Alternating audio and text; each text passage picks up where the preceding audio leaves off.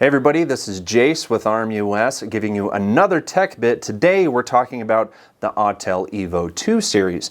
Now, a feature that most people may not know about is that the camera payload on these aircraft is interchangeable. So if you have a thermal payload like we have here, and maybe you need the 6 or 8K payload, just a high-res RGB payload, you can get it and not have to buy an entirely new aircraft.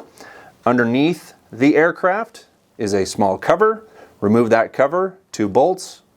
Underneath that cover is a ribbon cable, also with a keeper. Remove those 2 screws. Remove the ribbon, the payload is released. Then remove the payload and you can replace it with the new one. So again, this is one of our favorite features about the Autel EVO II series. Again, not having to buy 2 separate aircraft for 2 separate purposes is a really nice feature that we really appreciate. If you have any follow-ups or additional questions, make sure you reach out to ask@rmus.com. Thanks for tuning in, and we'll see you on the next one.